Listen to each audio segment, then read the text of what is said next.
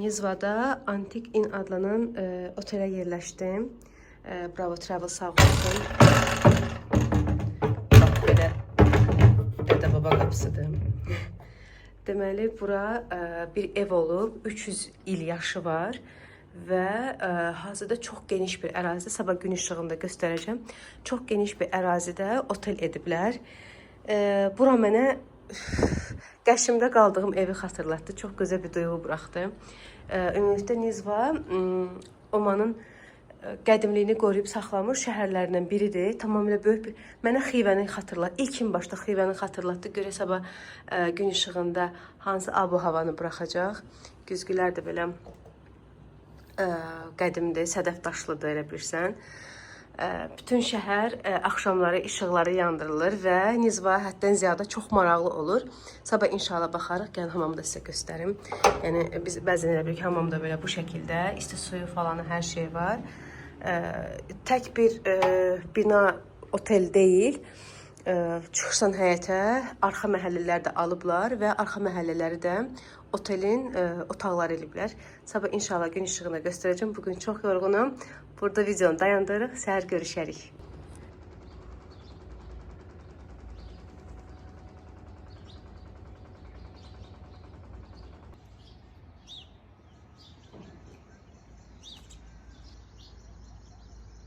Səhər açıldı. Saat 8-dir və burada proqramı daha tezdən başlamaq daha yaxşıdır. 6-7-ci əsrlərdə Omanın paytaxtı olmuş şəhərlərdən biridir. Bugün özünün qədimliyini qoruyub saxlayır və xüsusən də mərkəz hissə tamamilə tarixidir. Burada yuxarıdan bayaq göstərdiyim kimi həm dağılmış yerləri görə bilərsiniz, həm də bir çox dağılmış yerləri, bir çox otellər nəzarətə götürüb onu qalmaq üçün otaqlara çevirirlər. Qərbi Həcər dağlarının ətəyində yerləşməklə olduqca gözəl bir strateji əhəmiyyətdə yerləşdiyindən zamanında ticarət və dinin sənətin mərkəzləşdiyi bir şəhər olmuşdu. Bugün də xurma ağaclarının, palmalarının tamam belə əhatəsində olan bir şəhərdir. Dağlar buradan görsənir. Cəbəl Əl-Əxtar dağına yolda gedir. Buradan bir qədər yaxındır. Cəbəl Əl-Əxtar Omanda dəməşq çiçəyinin yetişdiyi əsas mərkəzlərdən biridir. Bilmirəm, indi maşın tapsam ora gedəcəm. Çünki dağlıq da ora qalxmaq lazımdır. İnşallah kitablar olmasa da qismət. Burada bir neçə əsaslı məscidlər var. Onlardan biri Sultan Qabusdur və eyni zamanda qaladır. Qaladan da məscid görsənir. Burada həyat, bura içəri şəhər kimidir bu hissəsi. Öz yerində davam edir. Burada universitetlər də var və burada tələbələr dünən axşam gördüm. Bir xeyli qızlar ayrı gəzir, bir xeyli oğlanlar ayrı gəzir. Onlar məhz burada olan tələbələrdir. Burada bir çox, indi burada qapılar, olduqca maraqlı qapılar var, göstərəcəm. Gəlin yavaş-yavaş həm çəkim, həm göstərim, həm də danışım. Belə də düşünürəm ki, daha maraqlı olar. Həm özüm tanış olacağım, həm də sizi tanış etmiş olacağım. Məsələn, elə tam yanımda belə bir qapı var. İçəri bağlıdır. Çünki yəqin ki, artıq tərk edilmişdi. İndi oranı düzəldəcəklər. Üzərində belə yazıları var. Və çox gözəldir. Yanındakı qapı taxtadandır. İçəri buradan görsənir ki, dağılmış vəziyyətdədir. Zamanla buraların hamısını düzəldirlər. Və dünən də gəzə-gəzə gördüm, yazırlar ki, addım daha yaxşıya doğru. Ümumilikdə buranı unikal edən amillərdən biri odur ki, tam bir qoruq halında, muzey halında deyil. İnsanlarla iç-içəsən, yəni burada həyatı, yerli həyatı hiss etmiş bir vəziyyətdəsən. Dünən axşam ilk dəfə çıxdım, düşünürdüm ki, iftardan sonra həyat canlanır, amma məyərsə burada hələ deyilmiş. Bazarı qaçırmamaq istəyirəm. Bazar da deyirlər saat 7-nin yarısından 9-a qədər açıqdır. Gedim birinci ora baxım. İnşallah ki, bazar fəaliyyətdədir burada. Bu soğuku, Nizvanın soğuku çox maraqlıdır orada. Ayrı-ayrı hissələri olur. Keçi bazarı yazırlar, məsəl üçün. Nə bilim, halva hissəsi yazırlar. Və burada Omanda gəzə-gəzə, maşınla belə yolda gedə-gedə ən maraqlı amillərdən biri həmin bu dağ keçilərinin hər an sənin rastına çıxmasıdır. Məsələn, irəlidə bu evdə otellərdən biri olacaq. Çox güman, qapıların gözəlliyi. Mən belə şəhərləri çox sevirəm. Mardini sevməyimin də səbəbi oydu ki, özünə məxsus o olan abu havasını qoruyub saxlayır. Elə bilirsən axşamki yer deyil, axşam bambaşqa işıqlar, hər şey yanır, eləyir. Ümid eləyək ki, bazar açıqdır. Burada xəncər simvolu var və bir omanlı üçün xəncər və əsa hər şeydir. Onlar az qala onun kolleksiyasını belə hazırlayırlar. Bu qədər buna dəyər verirlər.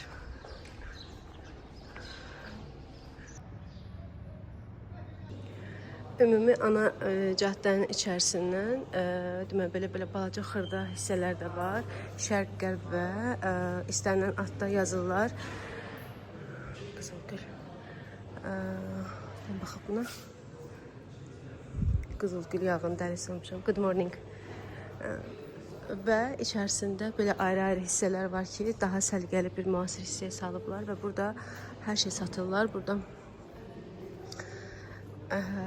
həm ədviyyatlar var, eyni zamanda digər mallar da satırlar. Üstəlik şirniyyatlar da var ki, yerli şirniyyatlarla da dadmaq olur. Burada bunlarda bir halva yeri var idi demişlər, amma hələ ki onun açıldığını görmürəm. Olsaydı əslində maraqlı olardı. Bunlar çaylardır.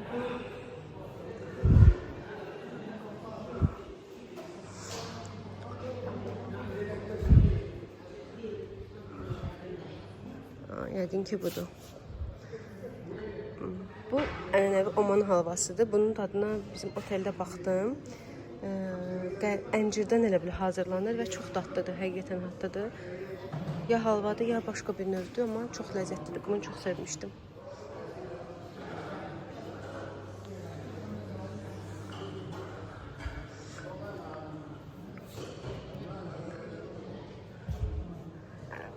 Burada görürsünüz, gülün suyunu satırlar. Gəmirçəkdə bu. Gül suyunun olduqca yaxşı əhəmiyyəti var. Ən çox da gül yağının çox yaxşı əhəmiyyəti var. Xüsusən də qadınlar üçün əladır. Mən almışdım Balqaristandan, amma Cəbəl Əxtar, Roz Damaskenanın, Dəməşq çiçəyinin, qızılgülünün əsas çıxdığı yerlərdən biridir. Amma bunlardan dünən yağ aldım. Yağ belə çox su kimidir. Əslində yağ effektini vermir. Maraqlıdır. Bu arada hər Ramazanda Səudiyyədə həcc qədər adam çox olur. Maşallah, maşallah. Keçən də belə bir görüntü var idi. Gözüm birdən sataşdı. Allah hamıdan qəbul etsin. Bizə də təkrar getməyi nəsib etsin. Hətta böyük həcc də nəsib etsin. İnşallah. Qızılgül yağını tapdım. 4 real idi. 4 real da 10-15 dollar eləyir. Əslində bir qədər yəqin ki qatqısı var. Əksi halda yenə də hər bir halda daha yaxşıdır. Biz bura belədir, bazardır. Çıxım digər əraziləri gəzim. Bu şəkildə böyük bir ərazidə bu davam edir. Məsələn, göstərdə yazılıb keçi marketi bir qədər irəlidə balıq yeri idi. Burada tamamilə xurmadır, baxa bilərik. Belə bu şəkildə ayırıblar. İrəlidə ədviyyatlar ayrıdır. Bu da bayaq girdiyim yerdir. 4 kvadrat ölçüdədir, belə böyüklükdədir. Amma içərisində halva ilə yanaşı yəni digər şeylər də var. İndi halvanı tək halvanı alıb harama yeyəcəm bundan, ona görə də halvanı almıram, amma gəlin bu xurma marketinə tanış olaq. Burada deməli hər axşam dünən də oturmuşduq, çayla xurma verirdilər və bir ikram idi. Xurmalar çox dadlıdır. Xüsusən bu xurma idi desəm bundan qoymuşdular. Çox ləzzətli idi. Həm aclığımızı doydurdu.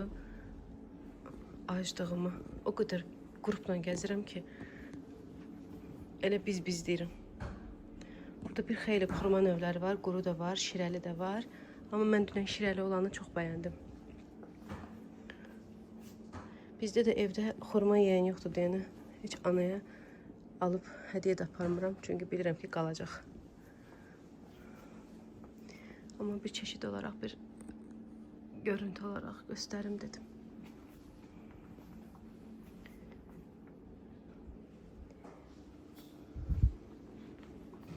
Belə Balaca qırıqlar da satılır. Qiyməti 1.5. Burada da baha deyil, normaldır, yəni. Hədiyyə kimi alıb aparmaq olar, maraqlıdır.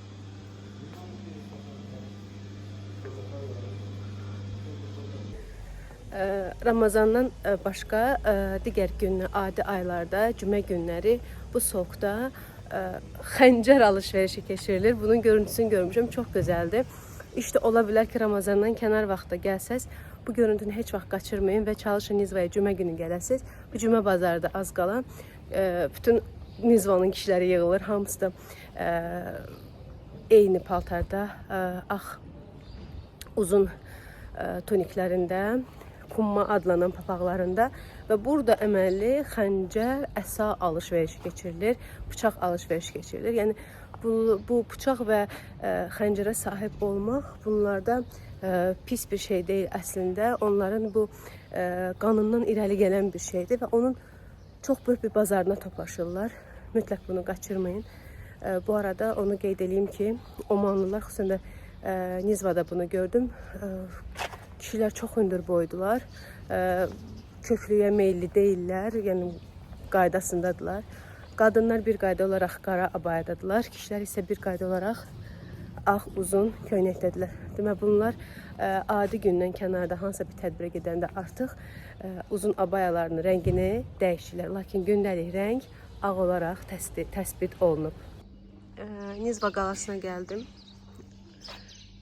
Ramazan müddətində saat səhər 8-dən axşam 8-ə qədər çalışır. Giriş 5 realdır. Dünən Cəbrin qəsrində kafe hissədə açıq idi. İlk dəfə idi turistlərə görə nəysə açıq saxlanmışdılar.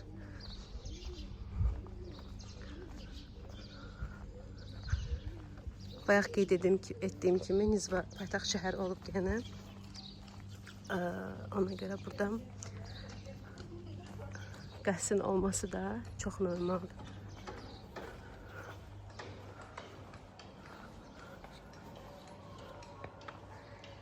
Hər bir qəsrdə ənənəvi belə bir otaq var.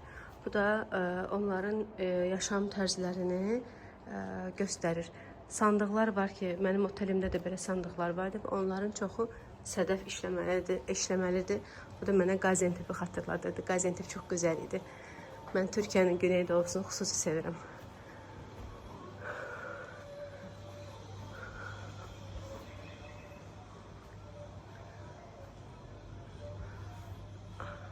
Qapılar həqiqətən gözəldir. Mən düşünürdüm, qapılar ancaq şeydə qəşəngdir, Mərakeşdə. Düzdür, hələ gedib çıxmamışam, amma Mərakeş qapıları dillər əzbəridir.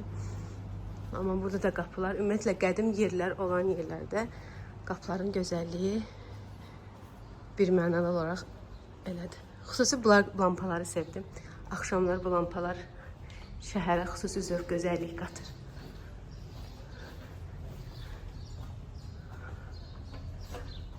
Tək səfər etməyin çətin tərəfi səni çəkən heç kimin olmamasıdır.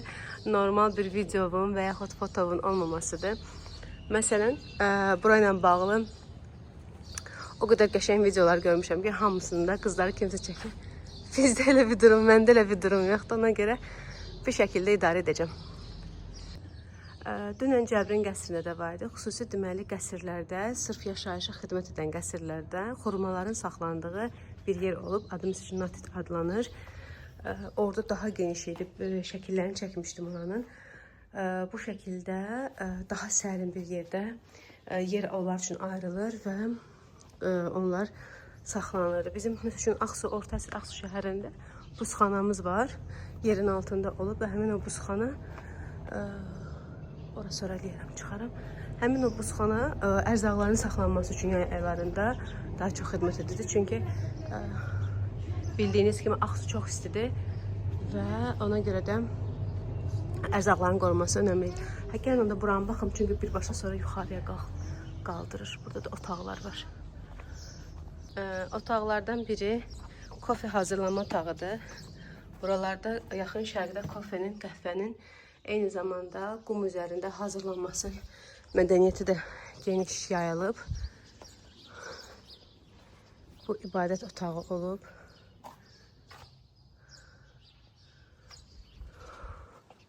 Ne var burada?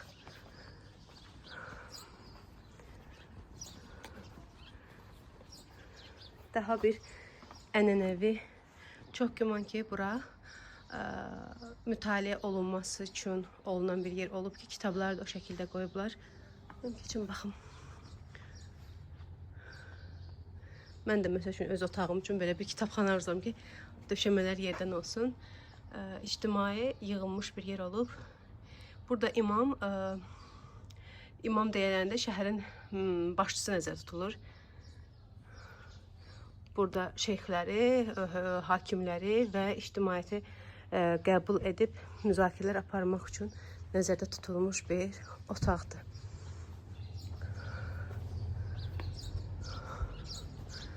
İrəlidə görsənən Sultan Qabus məscidinin minarəsinin günbəzidir, gözəl görsənir. Şəxsi müzakirə otağı divanxana tipində. Çox qəşəngdir və maraqlıdır.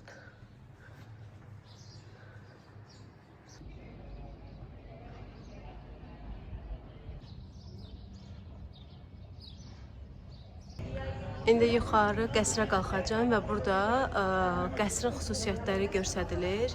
Nəyi necə eləyiblər. Tam da müdafiə qəsridir. Aşağıda da belə təsvirləri var.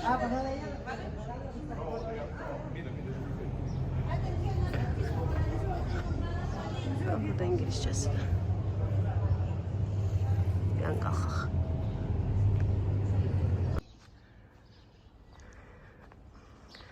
Qəsrin üst hissəsi deyəcəksiniz ki, hər şeyi oxşadır. Qəsrin üst hissəsi Yazıdakı daxmanın üstünə oxşayır.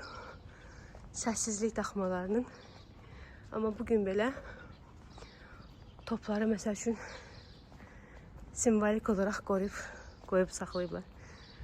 Bu şəkildə Nizva müdafiə olunurdu. Döyüşkənlikləri bəlkə də elə ona görə binədən olub. Belə yumur bir qəsrdir. Pilləkənlər bitmir, amma yuxarıya çıxmaq istəyirəm. Çünki oradan bir görüntü alınacaq.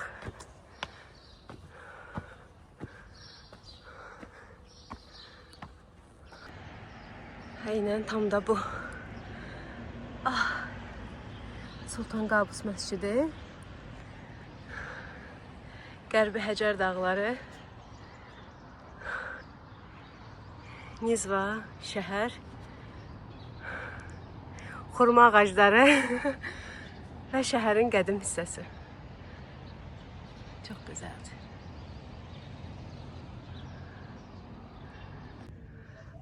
Qəsrin əsas otaqlarından biri başçının otağıdır. Burada da otaq haqqında məlumat verilib. Masara adlanır. Çünki qənd adı, Delikirka Masara. Qənd var, hansın ki şivə baxımından Masara adlanır. Bu isə yataq otağı, qonaq otağı və deməli hamamdan ibarətdir. Gözünə yazır ki, yataq otağında 2 gizlin yol var ki, onlar qəsrin kənarına aparılır. Yemək və təcili yardımlar üçün istifadə olunurmuş.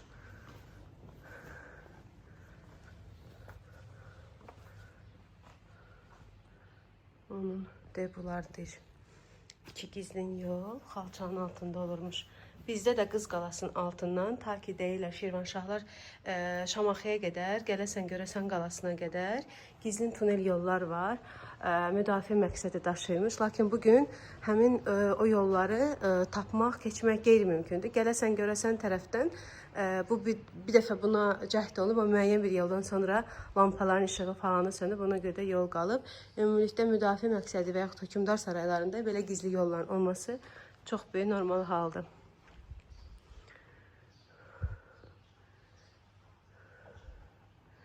Ümumi otaq belədir. Digər otağa da baxaq.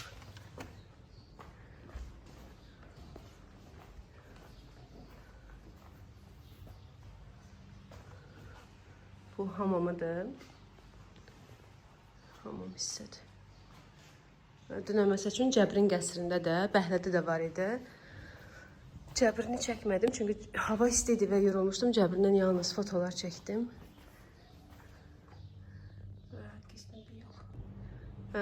Tam yanında mətbəxdir.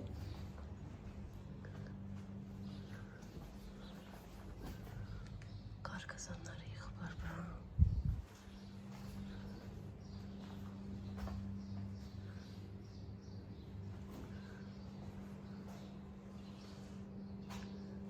Həyatımın ən maraqlı təcrübəsi İranın cənubunda, Qəşm adasında üzü maskalı xanımları çəkməyə getmişdim. O zaman da adi bir yerlilərlə bir evdə qalmışdım, Günellə, rəfiqəmlə və bizi həsirin üstündə bir yataq ayırmışdılar. Demək olar ki, həyatımın ən gözəl təcrübəsi oydu. Və yadımdadır ki, o səfərdən qayıdandan sonra, bu da mətbəx hissədir. O səfərdən qayıdandan sonra işdə mənə sual vermişlər ki, ağıllı adamdır, niyə yeni ildə İrana getsin? Onda da dedim ki, məsələ burada İranda və yaxud hansısa bir ölkədə olmaq deyil, məsələ etnografiyadır, məsələ tarixdir, fotoqrafdır. Bir adam ki, tarixçi və fotoqraf oldusa, özünü çox dəli bir coğrafiya atacaq. O mənim üçün həyatımda yaşadığım ən gözəl təcrübələrdən biri idi. Ümid edirəm elə bir təcrübələrimdən biri Əfqanistanda da və daha maraqlı coğrafiyalarda ola bilər. Ürəyim hədsiz daha fərqli istiqamətlər istəyir. Çünki milli kimliyini qoruyub saxlamış olan ölkələrin bir səyyahın həyatında, səyyahın səyahət dəftərində, hekayəsində yeri mütləq qaydada ki, ayrı olacaq. Çünki o milli kimliyi ilə həmin səyyahın həyatında bir hekayə yazmış olacaq. Yola davam.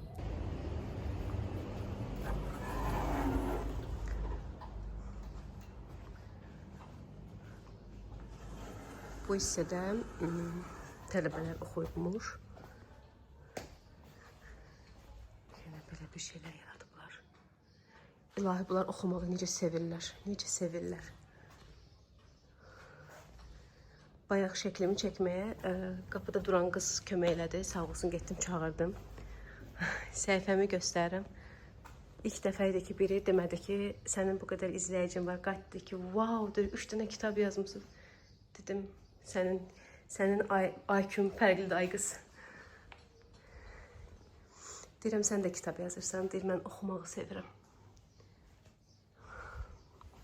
Burada da qeyd edirlər ki, o gün kitab mağazasına getmişdim. Omanlılar kitab oxumağı çox sevir. Lakin gündəlikdə kitab mağazalarından almırlar. Daha çox sərgiləri gözləyirlər və sərgidən deyir, səbət-səbət kitablarla adamlar çıxır. Yəni, bunu bir anlıq gözlə görmək, yəqin ki, məni çox böyük bir vəcdə gətirər.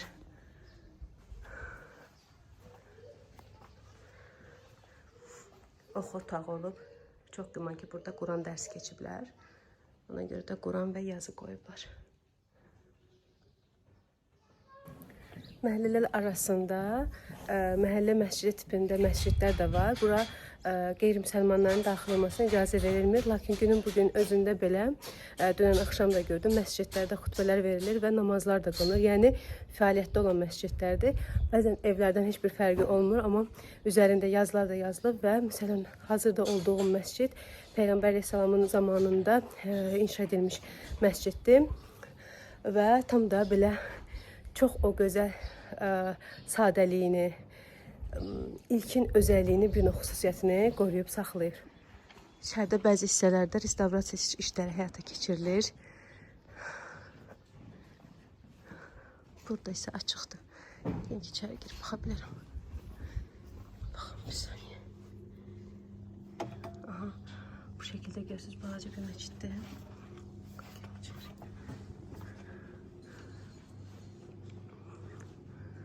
Və özəliyini o hissədə restavrasiya bərpa işləri həyata keçirilir. Mehrab hissəsində düzəlişlər edirlər. Amma burada dünən idi, pəncərələr axşamlar açıq olur və namaz qılınan insanları görmək olur. Bu şəkildə kiçik bir məhəllə məsciddə.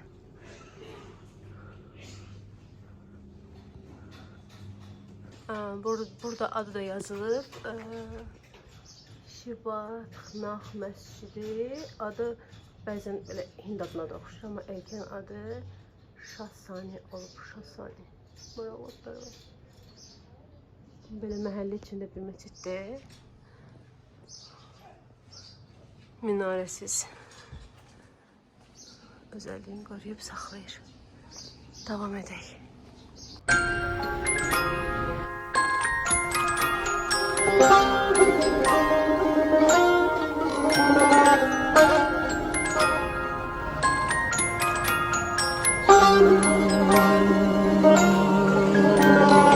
Ölçülme portak misal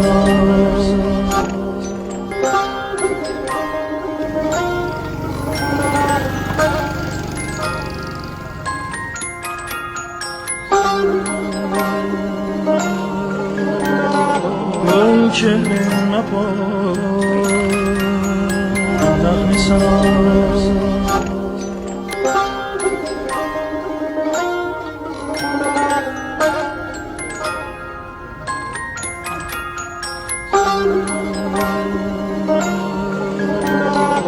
Ölçülme portak misal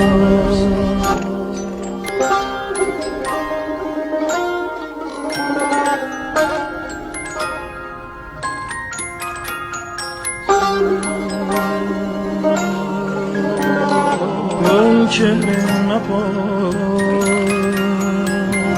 misal Arkada güneş çok güzel batır ve bugün Maskat'ta sonuncu günlerimden biri olabilir. Çünkü çok güman ki reisim təxirə düşüb və ya sabah uçacağım ya 9'u ümid edirəm ki sabah olacaq. Bir gün artıq qalmaq bütün planlara tərsinə salır.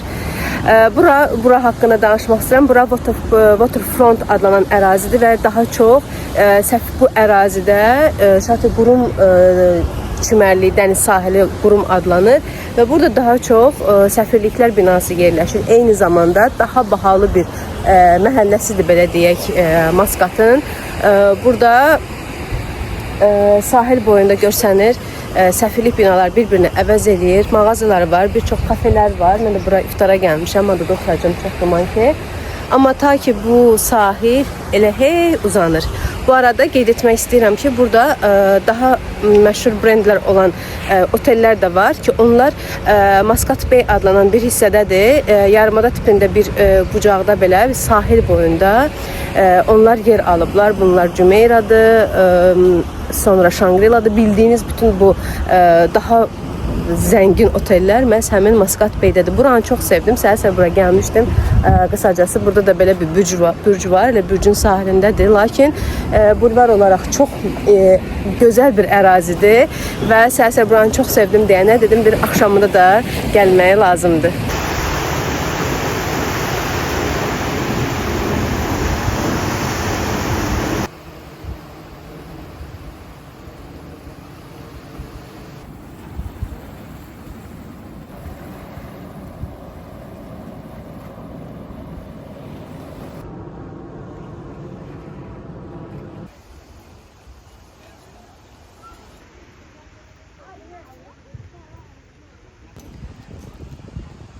Bulvar sahil kənarında özlərinin bir də belə yemək gətiriblər və oturub qazonda iftarlarını açırlar. Eyni zamanda istirahət edirlər, dənizi dinləyirlər. Oman körfəzidir və şəhərin tamamilə sahildə yaxın yerləşməsi çox möhtəşəm bir durumdur həqiqətən də.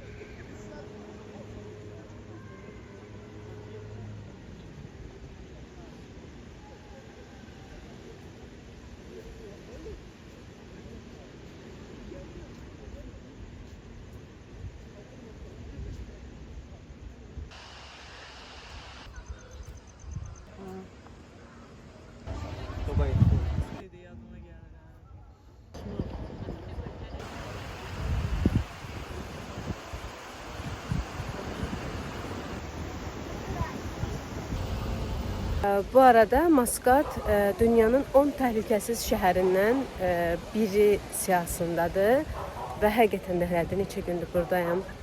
Çox rahatam. İslamın və müsəlmançılığın ən gözəlliyi yaşanır burada. İnsanlar çox sakitdir, təvəkküldədirlər. İftar açandan sonra aləm dəymir bir-birinə, hiss etsən ki, rola girməyiblər gün ərzində. Daha sakitdirlər, bir-birlərinə qarşı mehribandılar. Taksi sürücüləri xüsusilə gələnlərlə, eyni zamanda yerlilərlə bir söhbətə girirlər, keçirlər, ingilis dilini çox rahat bilirlər. Bəziləri burada yerlilər taksidən ikinci iş kimi istifadə edirlər. Ona görə də çoxunu bir mənalı olaraq taksidən yerli xalqlar çalışır və ekspatlar, xaricilər burada çalışa bilməz taksi xidmətində, yalnız yerlilərdir. Amma çox sakitdirlər, insanın üstlərinə cummurlar. Üzündən baxırsan, desən, bəlkə də üzündə bir ali təhsilli, ali canablıq yağır. Məyərsə o ali canablıq elə insanın içindən qaynaqlanır, ədəbindən, əxlaqından qaynaqlanır. Hər şey burada çox gözəldir, bu ölkəni çox sevdim. Doxanı da sevmişdim, Qatarı da sevmişdim. Sadəcə Qatarda günlərim həm az idi, həm də orada vlog çəkilməyə bir durum yox idi deyə. Qatardan bir vlog hazırlamadım, amma oranı da çox sevmişdim. İnsanlar çox sakit idi, ədəb-ərkanlı idilər və bu çox önəmli bir haldır. Omanı isə lap çox sevdim. Mütləq yolunuz düşsə, Omana mütləq gəlin. Bu ölkə görülməlidir. Bir qədər bahatçılıqdır. Yeməklərdə ələxsus bahatçılıq hiss olunur. Məsələn, mollarda geyimləri müqayisə etdikdə Azərbaycandakı qiymətlərlə geyimlər normaldır, eyni qiymətdədir, amma yeməklər birmənalı olaraq bahadır. Application-dan taksi sifariş etdikdə sifariş bu 1,5 Oman realıdır, amma mən bayaq oteldən birbaşa gəldim, bu da 5 real yazdı. Hardasa bir 20 manat mən taksiyə vermişəm, 15 dəqiqəlik yol üçün, bu isə çox bahadır. Ümumilikdə bahaçılığı hər şey kənara qoysaq, gəzib görülməli ölkələrdən biridir. Çünki həm sakitdir, həm təbiəti var, həm də tarixi var. Yeni ölkələrdə, yeni səfərlərdə görüşmək ümidi ilə.